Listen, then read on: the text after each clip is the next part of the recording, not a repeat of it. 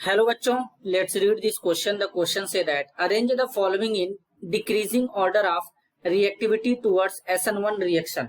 अब यहाँ पे बच्चों तीन कंपाउंड दिया गया है, इन तीनों को अरेंज करना है रिएक्टिविटी के डिक्रीजिंग ऑर्डर में SN1 रिएक्शन के लिए। तो सबसे पहले क्या समझेंगे यहाँ पे की कॉन्सेप्ट। की कॉन्सेप्ट क्या होगा बच्चों, यहाँ पे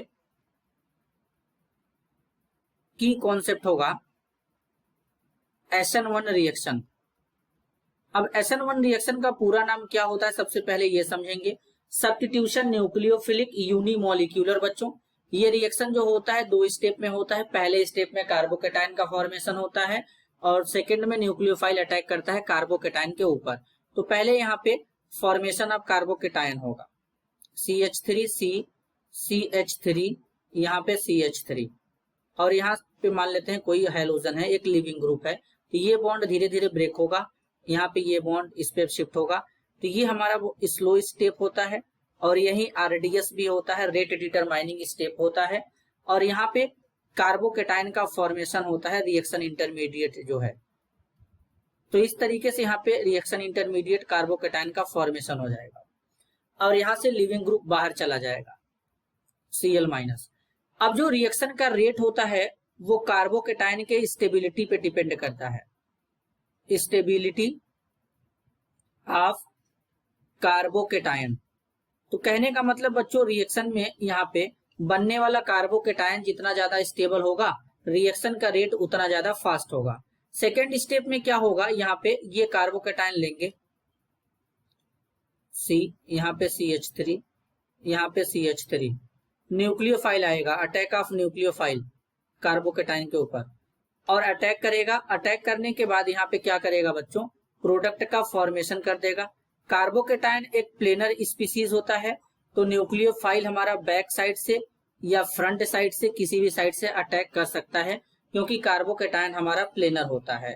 अब यहाँ पे हमको जो देखना है बच्चों, अब यहाँ पे हमको देखना है डिक्रीजिंग ऑर्डर ऑफ रिएक्टिविटी।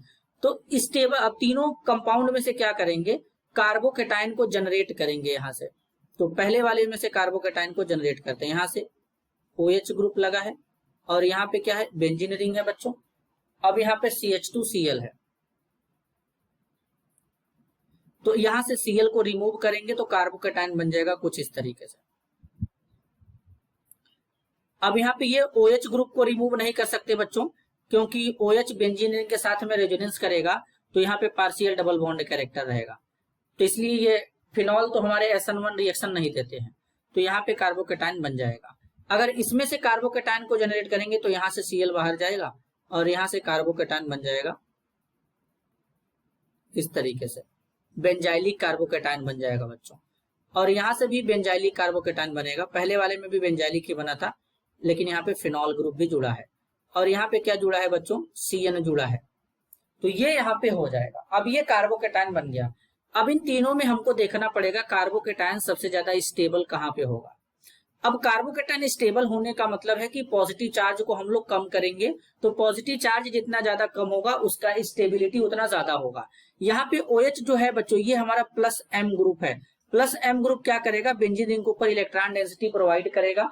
तो इलेक्ट्रॉन डेंसिटी कहीं ना कहीं इधर बढ़ेगा, शिफ्ट होगा, तो पॉजिटिव चार्ज को कम करेगा, तो इसका स्टेबिलिटी जो होगा ज्यादा होगा।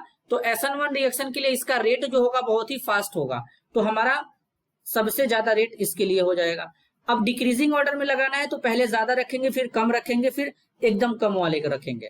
अब यहाँ पे देखेंगे, यहाँ पे CN है, CN जो होता है बच्चों ये हमारा -I इफेक्ट शो करता है, ठीक है बच्चों। और या फिर इसी को बोल सकते हैं ये -M ग्रुप भी हमारा होता है। तो ये इलेक्ट्रॉन को विड्रॉ करेगा बेंजीन रिंग से। जब इलेक्ट्रॉन को विड्रॉ करेगा तब तो यहाँ पे पॉजिटिव चार्ज को और ज्यादा बढ़ा देगा, तो इसका तो रिएक्टिविटी बहुत ही कम हो जाएगा बच्चों, क्योंकि पॉजिटिव चार्ज को ये अनस्टेबल कर रहा है तो इसका रिएक्टिविटी सबसे कम हो जाएगा, थर्ड ये पीछे आ जाएगा। और सेकंड में तो बेंजीन रिंग है बच्चों, तो बेंजीन रिंग भी क्या करेगा, ये हमारा यहाँ पे -M के जैसा काम करेगा, इससे इलेक्ट्रॉन को विड्रॉ करेगा, खींचेगा अपनी तरफ, तो कहीं ना कहीं ये भी पॉजिटिव चार्ज को कम करेगा, लेकिन CN के कंपेयर में कम कर पाएगा, उतना ज्यादा नहीं कर पाएगा, तो इसलिए यहाँ पे ये सेकेंड आ जाएगा। तो सबसे ज्यादा रेट कम, फिर थर्ड, यानी फर्स्ट सेकेंड थर्ड, ये ऑर्डर हमारा SN1 रिएक्शन के लिए बन के आएगा। तो इस तरीके का ऑर्डर हमें कहाँ पे शो हो रहा है बच्चों, ऑप्शन यहाँ पे अगर हम देखें तो फर्स्ट में, तो इस क्वेश्चन के लिए फाइनल आंसर हो जाएगा option first. This is your answer. I hope you understood it well. All the best.